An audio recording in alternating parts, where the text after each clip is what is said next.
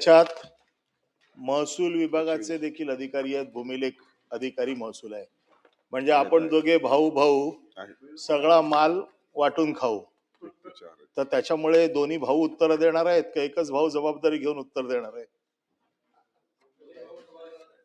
दोन्ही भाऊ सभागृहात आहेत. हा, म्हणून म्हणून मी हा प्रश्न विचारला. विषय असा आहे की सभा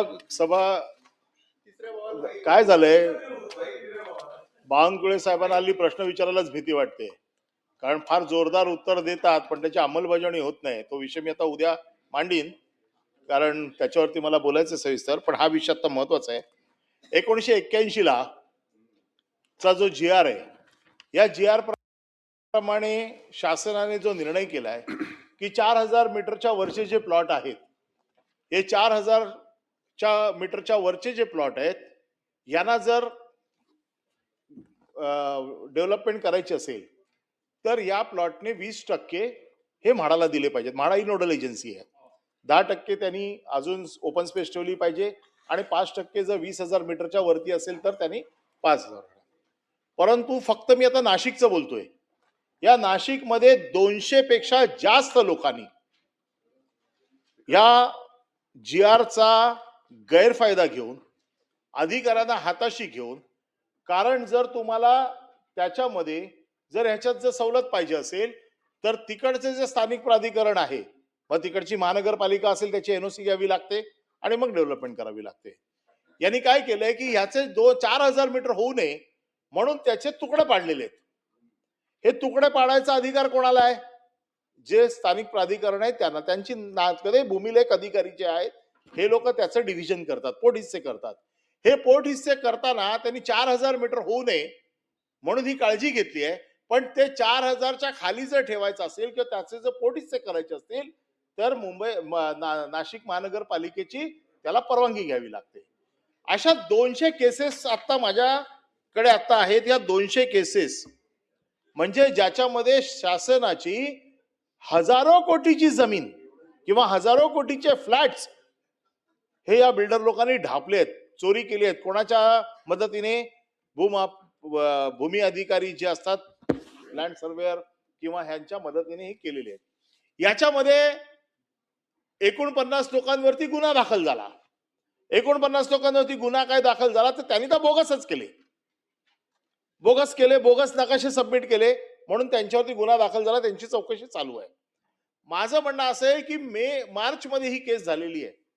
200 केसेस तुमच्याकडे आलेले आहेत. या 200 केसेस मध्ये गुन्हा हा 49 लोकांवरती जो गुन्हा सोडला तर बाकीच्या कोणावरती काहीच कारवाई झालेली नाहीये. फक्त पोलिसांची चौकशी चालू आहे. लोकांना तिकडे बोलवलं जाते, तिथे हिशोब केले जात आहेत आणि फक्त हिशोब करून तिकडे फक्त त्यांच्या स्टेटमेंट घेऊन सोडले जात आहेत.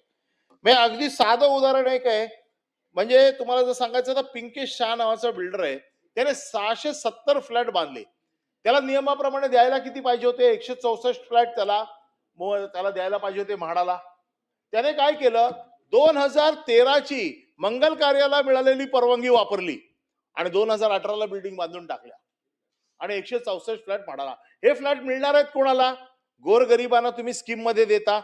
जे आपल्याला मिळतात, PAP मध्ये मिळत असतील किंवा दुसऱ्या कुठल्या स्कीम मध्ये मिळत असतील म्हाडाला, तर आपण ते गरिबांच्या स्कीम साठी देतो. म्हणजे गरिबांना एका बाजूने सरकार म्हणतं आम्ही गरिबांना घरं देतोय, दुसऱ्या बाजूने ह्या चोर लोकांना संरक्षण देतोय आणि त्यांचे फ्लॅट्स काढून घेतोय. त्याच्या बाबतीत कुठली कारवाई होत नाहीये. या 200 लोकांची लिस्ट मी आपल्याकडे पाठवून देतो. आपल्याकडे तर असेलच कदाचित, पण या 200 लोकांची लिस्ट मी पाठवून देतोय. आणि याच्या बाबतीमध्ये सरकार काय करणार आहे? अजून कुठल्याही प्रकारचा गुन्ह्यामध्ये 39 लोकांचा गुन्हा वेगळा आहे, परंतु 39 सोडले तर बाकीचे जे लोक आहेत 200 पेक्षा जास्त अधिकारी, यांच्या बाबतीत कुठलीही कारवाई आतापर्यंत झालेली नाही. आपण मला स्पेसिफिक टाइम सांगा की किती दिवसात हे चौकशी सगळी करणार, कोणाच्या माध्यमातून करणार. कारण तिथे आता सगळे रेट लागलेत. तुझी जागा किती आहे, किती एरिया आहे तुझा, त्या एरियाप्रमाणे त्यांनी रेट ठरवून टाकलेत. एवढे पैसे देऊन टाक, विषय संपवून टाक. आम्हाला तुमच्याकडनं स्पेसिफिक माहिती पाहिजे, कारण याच्यात भूमिलेख अधिकारी पण आहेत, याच्यामध्ये महानगरपालिकेचे अधिकारी पण आहेत. त्याच्यामुळे दोन्ही भाऊ मिळून खात आहेत. म्हाडाचे अधिकारी देखील आहेत, म्हणजे 3 भाऊ, पण ते तिन्ही भाऊ एकाच घरातले आहेत आणि चौथ्याला उत्तर द्यावं लागतंय. तर त्यामुळे माझं म्हणणं असं आहे, माझा स्पेसिफिक प्रश्न आहे की ह्या 200 पेक्षा जास्त ज्या बाबी मी आपल्या समोर देतोय, यांची चौकशी आपण किती दिवसात करणार, यांनी ढापलेली जमीन आपण कुठल्या पद्धतीने परत घेणार, त्याचं कारण असं ती परत घेतली पाहिजे. तर हजारो कोटीचं शासनाचं नुकसान होतंय, तर आपण मला स्पेसिफिक सांगा, याची चौकशी कोणाच्या माध्यमातून करणार, ह्या जमिनी ज्या ढापल्या गेल्या त्या परत कशा घेणार, आणि ज्यांनी तुम्हाला सांगू नुसता एक एनएचा अर्ज दिला त्याच्यावरती ह्या अर्जाची वरती सही नाही म्हणून फॉर्जरीचे गुन्हे आमच्यावर दाखल झालेले आहेत, आणि इथे राजरोजपणे हजारो कोटीची जमीन चोरली जाते, त्यांच्यावरती फॉर्जरी नाही, त्यांच्यावरती कुठल्या चिटिंगची केस नाही, त्यांच्यावरती ईडी नाही, त्यांच्यावरती कुठलंही काय नाही. म्हणजे तुम्ही या चोरांना संरक्षण देण्याचं काम करताय का, हा माझा प्रश्न आहे. म्हणून माझा स्पेसिफिक प्रश्न आहे, तुम्ही कोणाच्या माध्यमातून ही चौकशी करणार, किती दिवसात करणार, ही उरलेली जमीन तुम्ही कुठल्या मार्गाने परत घेणार, आणि स्पेसिफिक याच्या बाबतीत तुम्ही अशा चोर लोकांना, कारण हा तर फक्त नाशिकचा विषय आहे, असं सगळं संभाजीनगर महाराष्ट्रात खूप ठिकाणी झालेलं आहे, पण एका ठिकाणी जर तुम्ही चाप लावला तर बाकीच्या ठिकाणी तुम्हाला त्याला लोकांना धडा शिकवता येईल. त्याच्यामुळे ह्या मध्ये दोषी जे सापडलेले आहेत, हा खरं म्हणजे एमसीओसीचा गुन्हा होतोय, संघटित गुन्हेगारी आहे खरं म्हणजे, त्याला पण ऍप्लिकेबल होऊ शकतं, पण आता तो लावायचा की नाही ते त्यांनी ठरवायचंय. पण माझं स्पष्ट मत असं आहे की याच्यात फौजदारी गुन्हा दाखल करून याच्यात जे दोषी सापडतील त्यांच्यावरती आपण कारवाई करणार का. सभापती महोदय, सन्माननीय सदस्य अनिल परब साहेबांनी नाशिकच्या बाबतीमध्ये जी लक्षवेधी आणलेली आहे आणि त्यांनी जी या ठिकाणी वस्तुस्थिती सांगितलेली आहे त्याच्यामध्ये नाकारण्याचं काहीच कारण नाही. कारण आपल्याला माहिती असेल की याच लक्षवेधीचा एक प्रश्न गृहनिर्माणच्या निमित्तानं आला होता. त्याच्यानंतर महसूल विभागाच्या निमित्तानं सन्माननीय बावनकुळे साहेबांनी देखील त्याचं उत्तर दिलेलं होतं आणि याची चौकशी कुठेही थांबलेली नाही. त्याचा उल्लेख आपण 49 लोकांचा केलेला आहे. त्याचा मी फक्त एक थोडा गोषवारा आपल्याला सांगतो. आणि ह्या 49 लोकांवर कारवाई झाली म्हणजे पुढच्या लोकांवर कारवाई होणार नाही अशातला अजिबात भाग नाही. 18/8/2026 पर्यंत प्रवीण गेडाम समिती जी आहे त्याचा अहवाल पूर्ण चौकशीचा शासनाकडे येणार आहे आणि त्याच्यामध्ये जे कोण त्याच्यामध्ये असतील त्यांच्यावर कारवाई होईल, फौजदारी दाखल होईल. परंतु मागचे जे 49 गुन्ह्यांच्या बाबतीमध्ये आपण जे म्हटलं त्याच्यामध्ये स्पेसिफिक फौजदारी गुन्हे दाखल झाले. मी नावासकट सांगतो की उपअधीक्षक भूमी अभिलेख नाशिक, नायब तहसीलदार नाशिक, सहाय्यक संचालक नगर रचनाकार विभाग नाशिक, त्याच्यानंतर दिनेश मनशनी म्हणून खाजगी व्यक्ती आहे आणि दीपक करमचंदानी अशा व्यक्तींवर गुन्हे दाखल झाले. यांना जेल देखील झालेली होती. आता यांच्यावर गुन्हे दाखल झाले म्हणजे पुढच्या लोकांवर गुन्हे दाखल होणार नाहीत अशातला अजिबात भाग नाही. अजून एक 15 दिवसाचा 20 दिवसाचा अवधी फक्त शिल्लक आहे. 18/8/2026 पर्यंत या संपूर्ण चौकशी समितीचा अहवाल शासनाकडे येईल. याच्यामध्ये जे कोण असतील त्यांच्यावर 100% कारवाई केली जाईल आणि हा फक्त 49 लोकांशी मर्यादित विषय नाही. 123 लोकांवर गुन्हे दाखल झाले. त्याने म्हणून सांगितलं ना, जरी ही केस वेगळी असली तरी ह्या चौकशी अंती जे आपण 200 लोक सांगितले ती यादी माझ्याकडे द्या, ती देखील आम्ही समितीकडे पाठवतो. परंतु याच्यामध्ये जे कोण असतील त्यांच्यावर 100% कारवाई केली जाईल. कारण नाशिकच्या प्रकरणामध्ये आम्ही जर कडक कारवाई करू शकलो तर याचा इफेक्ट जसा परब साहेबांनी सांगितला छत्रपती संभाजीनगर असेल, पुणा असेल, ठाणा असेल, सगळ्या 10 लाखावरच्या लोकसंख्या असलेल्या ज्या महानगरपालिका आहेत त्याच्यावर चांगला इफेक्ट होऊ शकतो. त्याच्यामुळं अनिल परब साहेबांनी सांगितलेली वस्तुस्थिती आम्ही नाकारलेली नाही. याच्यामध्ये नगरविकास, म्हाडा आणि महसूल यांचे अधिकारी सामील असलेल्याचं प्रायमा फेसी निदर्शनास आलेलं आहे. त्याच्यामुळे 20-22 दिवसाचा फक्त प्रश्न आता उरलेला आहे. 18/8/26 या समितीची मुदत चौकशीची संपते. चौकशी झाल्यानंतर जे याच्यामध्ये इन्व्हॉल्ड असतील त्यांच्यावर फौजदारी दाखल करून कारवाई केली जाईल. हा शब्द या सभागृहाच्या निमित्तानं मी आपल्याला देतो.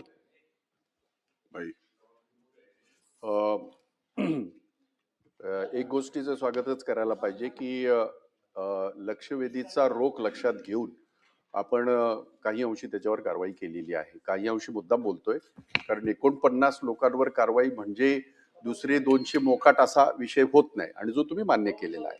त्यामुळे आशादायी एकंदरीत चिंता आहे.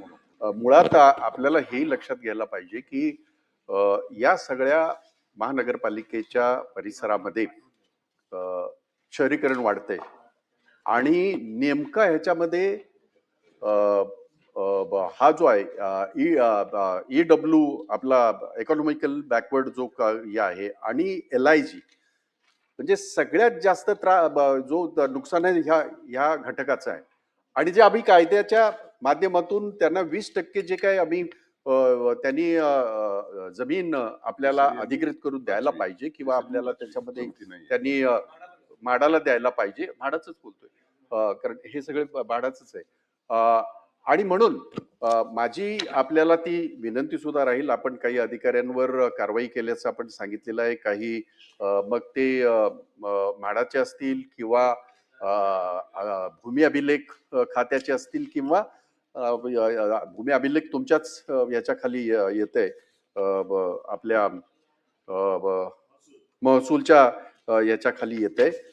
याबद्दल वादच नाही. परंतु एक म्हणजे आता मी त्या फार ह्याच्यासाठी जात नाही डिटेलमध्ये. त्याचं कारण आपण त्याचा कॉग्निझन्स घेतलेला आहे.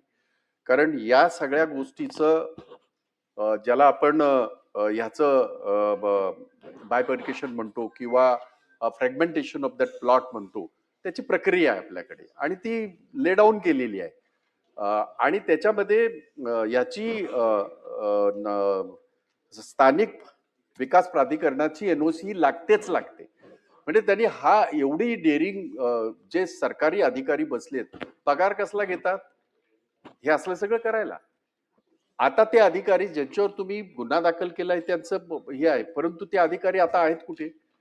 परत जर आपण सगळं जर गोल आपण जर हे बघितलं, हे अधिकारी काही कालावधीनंतर परत तिकडे येतात. या बाबतीमध्ये काय करता येईल? कारण ही जी काही मोडस ऑपरेंडी आहे ही अशाच प्रकारची आहे. आपले अधिवेशन वर्षातनं 3 वेळा होतात, 2-2, 3-3 हप्त्याचे होतात. तेवढ्या पुरतं सगळं काय आलबेल. आणि हे इतके माजलेत, यांच्या कातड्या इतक्या जाड आहेत की काय नाही आपण नीट मध्ये जाऊ. आपण नेहमी म्हणतो नाही का, नीट मध्ये जातील. त्यांना नीट जोपर्यंत आपण वाईट शब्द डोक्यात आला होता, तोंडात पण मी नाही म्हणता येतो कारण आपण संसदीय कामकाजामध्ये त्यांना नसावं म्हणून नको, पण तरी सुद्धा नको. आता नीट हा शब्द सगळा रसातळाला गेलाय, त्यामुळे मी नीट काय बोलत नाही त्याच्या बाबतीमध्ये. मला फक्त एवढंच सांगायचं आहे, ह्या अधिकाऱ्यांचा सुद्धा ट्रॅक रेकॉर्ड आपल्याकडे असला पाहिजे. आणि अशा पद्धतीचे अधिकारी हे प्रशासनामध्ये कुठेही दिसता कामा नये. त्यांना कळू द्या, तिकडे गडचिरोली वगैरे करू द्या ना, गावखेड्यामध्ये कुठे काम करायचं तिकडे. म्हणजे झालंय कसं, आता आपण बोलताना एक गोष्ट म्हणून ती खरी पण आहे, ज्यांच्यावर गुन्हे दाखल झाले, तो मवानी असेल किंवा तो दुसरा एक असेल किंवा ते अधिकारी, ते जामिनावर बाहेर आले ना, कारण हा बेलेबल ऑफिस आहे दुर्दैवाने. मग जामीन कसा झाला हाही प्रश्न आहे. ते 1.5 महिना हा महत्वाचा. 1.5 महिन्यापेक्षा आपण नाही, चांगली गोष्ट आहे. मी तर या गोष्टीचं स्वागत करेन. त्याचं कारण असं आहे, एक जनरल समज माझा सुद्धा असाच आहे की नॉन बेलेबल म्हटल्यानंतर त्यांना बेल होता कामा नाही. आपल्याकडे असे अनेक गुन्हे आहेत की त्याच्यामध्ये जामीन होतच नाही. मग हे जामीन झाले कशी हाही याचा मुद्दा राहील. आणि म्हणून या 200 जे बिल्डर आहेत किंवा विकासक आणि अधिकाऱ्यांचा हा जो कनायवंश आहे किंवा यांची जी मिलीभगत आहे, याचा जरी नाशिक पुरता मर्यादित हा विषय असला तरी ह्याचा प्रसार, याचा जो आहे व्याप्ती ही फार मोठी होईल, राज्यभर होईल. आणि म्हणून या सगळ्या अधिकाऱ्यांचा ट्रॅक रेकॉर्ड बघून ते अधिकारी जर समजा परत त्याच खात्यात आले असेल तर त्यांना तुम्ही तिथून उचलून ट्रान्सफर करणार का? किंवा त्या अधिकाऱ्यांना ह्याच्यापेक्षा वेगळं काय नको, जेल बघून आलेले आहेत, कायमस्वरूपी ते सस्पेंडच राहिले पाहिजे, ते कामावर येता कामा नयेत. या दृष्टीने सरकार काय पावलं उचलणार आहे? सभापती महोदय, सन्मान्य सदस्य भाई जगताप साहेबांनी जो मुद्दा या ठिकाणी मांडला त्याचा मला असं वाटतं की बराचसा खुलासा मी पहिल्या प्रश्नामध्ये केलेला आहे. परंतु भविष्यामध्ये नाशिक काय किंवा 10 लाखापेक्षा जास्त लोकसंख्या असलेल्या महानगरपालिका काय अशा पद्धतीची घटनाच घडू नये यासाठी प्रयोजन करण्याचा निर्णय नगरविकास विभागाने घेतलेला आहे. आणि त्याच्यामध्ये जर ऍक्टमध्ये जरी अमेंडमेंट करावी लागली तर ती अमेंडमेंट करण्यासाठी नगरविकास खात्यानं पुढचं पाऊल टाकलेलं आहे. याच्यामध्ये एक महत्वाचा मुद्दा भाई जो आपण मांडलात की NOC हा कळीचा मुद्दा आहे. NOC कोण देतंय हा कळीचा मुद्दा आहे. खरं तर NOCची जो लेआउट आहे त्याच्यातला 20%चाच भाग डेव्हलप करायचा असेल EWS मध्ये, तर एनओसीची आवश्यकता नाही आहे. परंतु तिथनं स्प्लिट करून जर तुम्हाला जागा द्यायची असेल किंवा घरं द्यायची असेल, तर तिथल्या स्थानिक स्वराज्य संस्थेची एनओसी पाहिजे परब साहेब, अशा पद्धतीचा खरा निर्णय होता. परंतु अशाच पद्धतीनं पूर्वी 4-5 वर्षापूर्वी हा सभागृहामध्ये जेव्हा विषय आला, त्या सभापती महोदयांनी काही निर्देश दिलेले होते एनओसीच्या संदर्भामधले, आणि म्हणून ती एनओसी आपण आता घेतलीच पाहिजे, कारण सभापती महोदयांचा तो निर्देश आहे. परंतु कायद्याप्रमाणे आताच आम्ही अधिकाऱ्यांना अशा सूचना केल्या की कायद्याप्रमाणे जर एनओसी फक्त त्या 20% आवश्यक आहे आणि आपण सगळ्याच ठिकाणी एनओसी साठी महानगरपालिकेकडे जातोय, तर तशा पद्धतीची विनंती आपण सभापती महोदयांना करावी, अशा पद्धतीचा प्रस्ताव देखील आम्ही सभापती महोदयांकडे मांडतोय आणि त्याच्यामधनं ह्या काही गोष्टी क्लिअर होतील. पण अजून एक त्याच्यातला जो मुद्दा आपण आता या ठिकाणी सांगितला आणि परब साहेबांनी देखील सांगितलं की घरं कोणाला मिळणार आहेत, तर गरिबांना घरं मिळणार आहेत. आणि गरिबांना घरं मिळत असताना एखादा 1000 घरांचा जर स्टॉक असेल, तर तो 1000 घरांचा स्टॉक मिळतोय की नाही ही खऱ्या अर्थानं चौकशी झाली पाहिजे. आणि तेच 18/8च्या चौकशीमध्ये सगळं येणार आहे. आणि म्हणून माझी सभागृहाला विनंती आहे की त्या चौकशी समितीला एक 25 दिवसाची जी मुदत आहे ती देण्यात यावी. कुठच्याही अधिकाऱ्याला पाठीशी घातलं जाणार नाही. आणि आता जे अधिकारी आहेत ते 1.5 महिना जेलमध्ये होते, पुन्हा ते अशा रेग्युलर प्रोसेसमध्ये येणार नाहीत. अशा पद्धतीची देखील तरतूद शासन म्हणून आम्ही करू. मंत्री महोदय, एक मंत्री महोदय, हे अतिरिक्त माहिती देऊन टाक. सभापती महोदय, की मला माहिती आहे मी त्यावेळेला सभागृहात होतो. माननीय मंत्री उदय सामंत यांनी जी अडचण सांगितली ती बरोबर आहे की सभापती ज्यावेळेला एखादा निर्देश देतात त्यावेळेला तो निर्देश काही कारणास्तव ओव्हररूल करता येत नाही आणि म्हणून काही वेळेला शासनाची अडचण होते.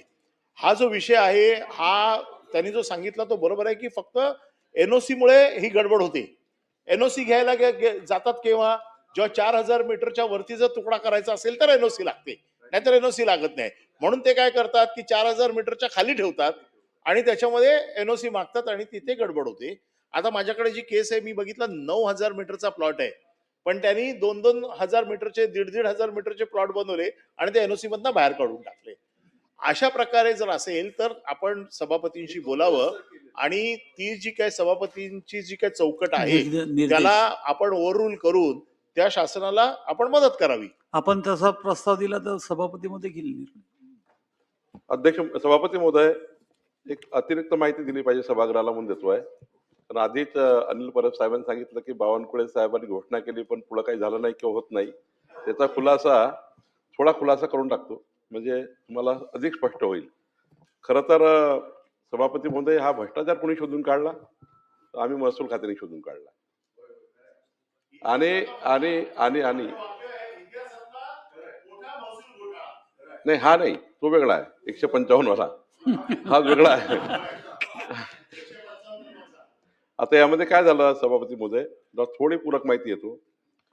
जे आता उदय सामंतनी सांगितलं की नगरविकास विभागाचे जे 8 नोव्हेंबर 2013 ची इन्क्लुझिव्ह हाऊसिंग पॉलिसी आहे, यामध्ये अधिक स्पष्टता आपल्याला या सर्वांनाच आहे की 4 एकर 5 एकर 7 एकर जमिनीचे, कारण तेवढ्या जमिनीवर जर लेआउट टाकायचं असेल तर 20% घरं द्यावे लागतात EWS ला. आणि हे वाचवण्याकरता केलेला भ्रष्टाचार म्हणजे 7 एकरचे 7 तुकडे पाडायचे, 7 तुकडे पाडून वेगवेगळे नकाशे दाखवायचे आणि नकाशे दाखवून त्या ठिकाणी हे 20%तून सूट मिळवायची. हा प्रयोग केला गेला. आणि यामध्ये जेव्हा हे लक्षात आलं सरकारच्या, तेव्हा हे जे राखीव क्षेत्र जे म्हाडाला यांनी हस्तांतरित केलं नाही, तेव्हा लक्षात आलं की हे चूक होत आहे. आणि हे चूक कोण करतायत? आमचे भूमी अभिलेखचे अधिकारी करतायत. आणि सोबत त्याला टाउन प्लॅनिंग महानगरपालिकेचा अधिकारी साथ देतोय. आणि म्हाडाचा अधिकारी तिघांनी म्हणून व्यवस्थित प्लॅनिंग करून केलं आहे. तिघांनी, म्हाडाचे अधिकारी, नाशिकचा टाउन प्लॅनिंगचा अधिकारी आणि आमचा भूमी अभिलेख. आणि याच्यासाठी त्यांनी तर इतकं केलं आहे की आमचा भूमी अभिलेखचा एक जो ज्यांनी केवळ असा फ्रॉड करण्याकरता सेवानिवृत्ती घेतली, म्हणजे व्हॉलंटरी रिटायरमेंट घेतलं हा फ्रॉड करण्याकरता, तोच कन्सल्टंट झाला. त्याला जेवढे नोकरीत पैसे मिळणार नव्हते त्यापेक्षा 20 पट 50 पट जास्त पैसे यांनी इथे कमवले आणि त्यामुळे कन्सल्टंट झाला. खरं तर या ठिकाणी मी हे जे सांगतोय 49 प्रकरणामध्ये भूखंडाचे तुकडे झाले, त्याचे हिस्सा फॉर्म नंबर 12 तयार झाले. त्यामुळे 61 प्रकरणाची मोजणी करून पोटहिस्से तयार करण्यात आले. 49 प्रकरणात 61 पोटहिस्से केले. 20% आरक्षण तर तुम्ही सांगितलं तुम्हाला की टाळण्याकरता काय काय प्रकरणं केले. आता याच्यामध्ये जेव्हा हा घोटाळा लक्षात आला तेव्हा अशीच लक्षवेधी झाली आणि त्या लक्षवेधीमध्ये मी उत्तर दिलं आणि सांगितलं की 49 प्रकरणामध्ये यापैकी बनावट कागदपत्र वापरला गेली आहे 49 प्रकरणामध्ये आणि त्यावर जमीन मालक आणि विकासकावर फौजदारी गुन्हे दाखल करण्याची सूचना आदेश महसूल विभागाने भूमी अभिलेखला दिले आणि याच्यात हे एवढंच केलं नाही. तो जो एक त्या ठिकाणी जो कन्सल्टंट झाला होता तो विदेशात होता. तिकडनं त्याला पकडून आणलं. त्यानंतर जे सुरू झालं आम्ही आमच्या महसूलच्या अधिकाऱ्याला पहिले त्या भूमी अभिलेखच्या अधिकाऱ्याला जेलमध्ये टाकलं. त्यांच्याकडनं पूर्ण 1.5 महिना कसून चौकशी केली. इतकी कसून केली आहे की तो कधी याच्यानंतर असा भ्रष्टाचार करू शकणार नाही इतकी कसून झाली आहे. आणि त्यामुळं खरं तर आता या 49 बनावट प्रकरणामध्ये पहिलं तर फेरफार रद्द करण्याची प्रक्रिया आम्ही केली. जे तुकडे पाडले होते तुकडे रद्द करून टाकले आणि त्यामध्ये 90 दिवसाच्या आत तुकडे रद्द करण्याचे कलम 257 अन्वये महसूल कायद्याच्या तो आम्ही निर्णय घेतला.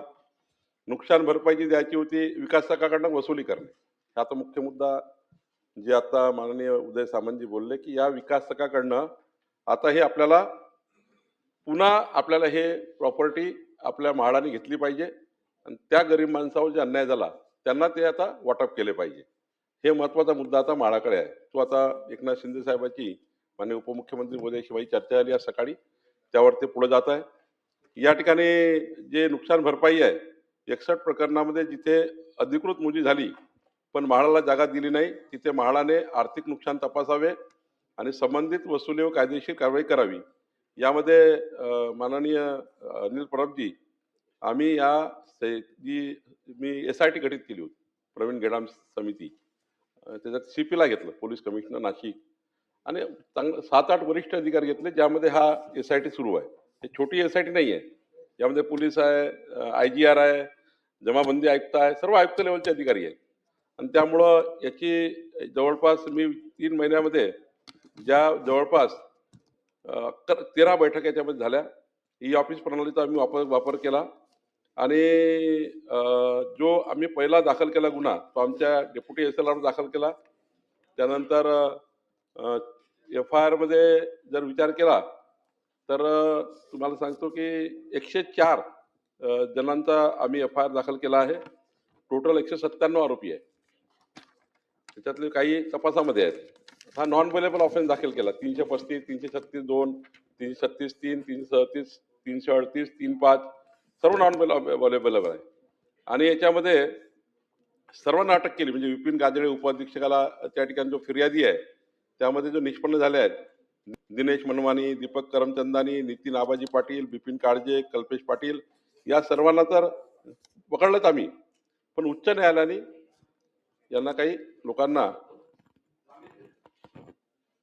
अटकपूर्व जामीन दिला. नाही bailable offence non bailable offence असताना अटकपूर्व जामीन दिला. त्यामध्ये विक्रम कपाडिया, अभिषेक ठक्कर, गणेश गीते, रवींद्र गायकवाड, मयूर वैद्य, सचिन वाघमारे, राहुल लुणावत आणि एवढंच नाही तर काही लोकांना संरक्षण दिलं हायकोर्टाने. ते विनोद मनवारला दिलं, राहुल लुणावतला दिलं की जोपर्यंत उच्च न्यायालय पुढची कारवाई करत नाही तोपर्यंत तुम्ही यांना काहीच करायचं नाही.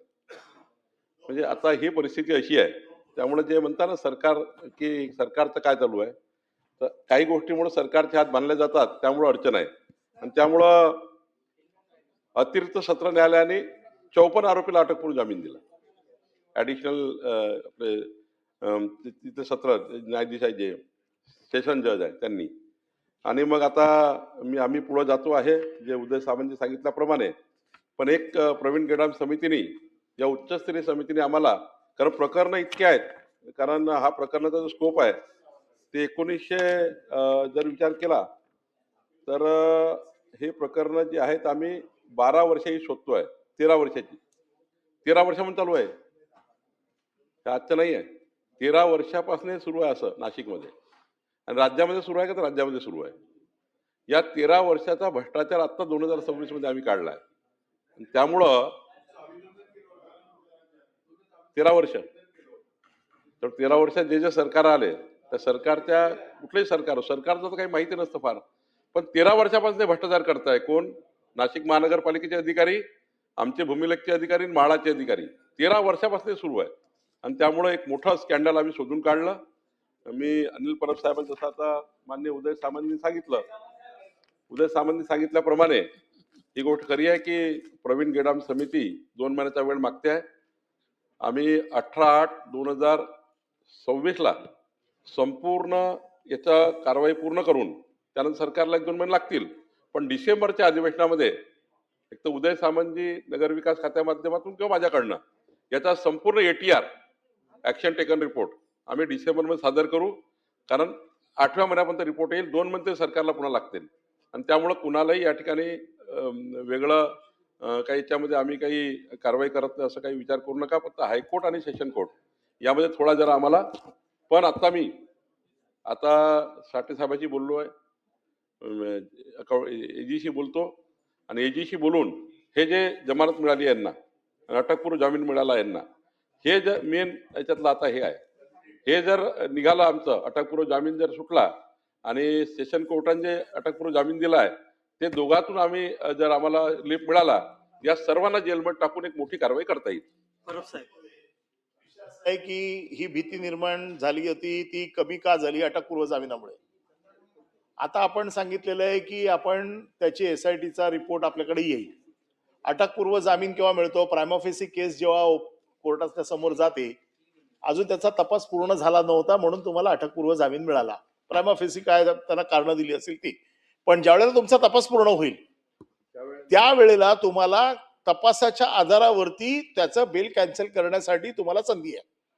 तुम्ही आजच सांगून टाका की बाबा ज्या दिवशी तपास होईल, तपासामध्ये जो निष्कर्ष येईल त्याच्याप्रमाणे सेशन कोर्टामध्ये ज्यांना अपील झालंय त्यांना हायकोर्टात जायला काय तुम्हाला अडचण नाहीये, पण हायकोर्टात झाले त्यांना सुप्रीम कोर्टात जायची पण गरज नाही. पण तुम्हाला ज्या दिवशी तपासाचा निष्कर्ष येईल, तुम्ही तपास आता करताय असं सांगितलेलं आहे, तपासाचा निष्कर्ष आला, प्रवीण गेडाम समितीचा रिपोर्ट आला, त्याच्यात जे दोषी आहेत त्यांच्या बाबतीत तुम्ही जाऊ शकता आणि त्याच्या बाबतीत तुम्ही जाऊन त्यांचे बेल कॅन्सल करून घेऊ शकता.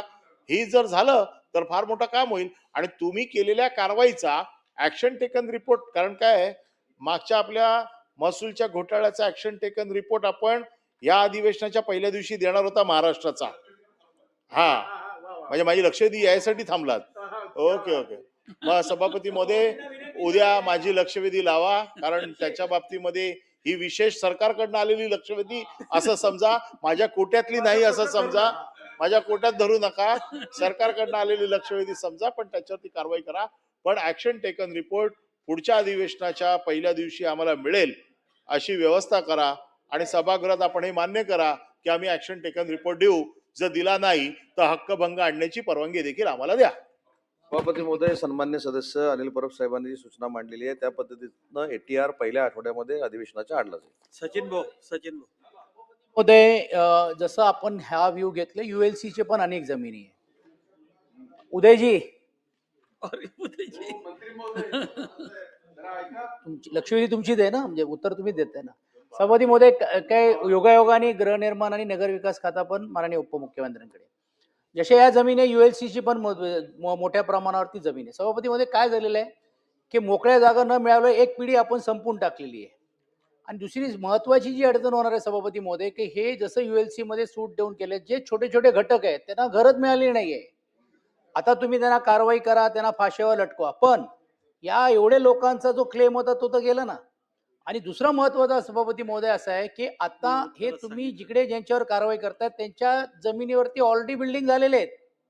त्या बिल्डिंग मध्ये जात असताना ते ग्राहक विक्री करून गेलेले आहेत. तुम्ही कारवाई नेमकं काय करणार आहात? म्हणूनच सभापती महोदय की एकतर या सर्व लोकांना ब्लॅकलिस्ट करणं गरजेचं आहे, कारण त्यांनी प्रोटेक्शन घेऊन दुसऱ्याकडे स्कीम त्यांचे चाललेले आहेत. आणि नाशिकमध्ये ही एक सिंडिकेट आहे, ह्या लोकांची एक प्रॉपर सिंडिकेटेड आहे, त्यांना व्यवस्थित रीतीने. आणि तुम्ही बघितलं असेल की अनेक प्रतिष्ठित कार्यक्रमामध्ये ते पहिले दिसतात, तुम्ही नंतर सर्व दिसाल अशी आहे सभापती महोदय. आणि म्हणून सभापती महोदय, हा नेक्सेस कुठे जरी तुम्हाला तोडवायचा असेल तर ह्यांना तुम्हाला राज्य सरकार म्हणून तुम्ही ब्लॅकलिस्ट करणार आहात का? या ज्या उपेक्षित असलेल्या लोकांना मिळाली नाही किंवा मोकळी जी जागा मिळाली नाही ती तुम्ही कशी हस्तांतर त्यांच्याकडनं करणार आहात ह्याच्याबद्दलचा काय प्लॅन आपण करणार आहात का? सन्मान्य सचिन भाऊनी जो मुद्दा मांडला की त्या ठिकाणी जर इमारत उभी राहिलेली असेल तर त्या ठिकाणी परत लोक राहत असतील तर पूर्वीच्या लोकांना तुम्ही कशा पद्धतीने देणार आहात, तर त्याच्यामध्ये स्पष्ट भूमिका अशी आहे की जर आरक्षित जागा ही विकली गेलेली असेल किंवा त्या ठिकाणी डेव्हलपमेंट झालेली असेल तर संबंधित विकासाकडून त्या संबंधित एरियामध्ये असलेली जमीन ही ताब्यामध्ये घेतली जाईल, त्याची प्रॉपर्टी ताब्यामध्ये घेतली जाईल, परंतु पूर्वीच्या लोकांवर अन्याय होणार नाही हीच आमची भूमिका राहणार आहे. नाही जे केले तर लक्ष नाही सचिन भाऊ ऑलरेडी अनिल परब साहेबांनी जो मुद्दा सांगितला की पूर्वीच्या एका मॅटरमध्ये या सगळ्या प्रोसेस पूर्ण झालेल्या आहेत, ब्लॅकलिस्टमध्ये टाकायच्या पूर्ण झालेल्या आहेत, अटक करायच्या पूर्ण झालेल्या आहेत. आता सन्माननीय बावनकुळे साहेबांनी जसं सांगितलं की अटकपूर्व जामीन रद्द करण्याच्या दृष्टीने देखील आपण प्रयत्न करू, परंतु 18/8 जो अहवाल येणार आहे त्याच्यामध्ये ह्या सगळ्या गोष्टी इन्क्लूड केलेल्या आहेत आणि त्या अहवालामध्ये जे काही येईल त्याच्यावर कायदेशीर कारवाई केली जाईल. लक्षवेधी क्रमांक 3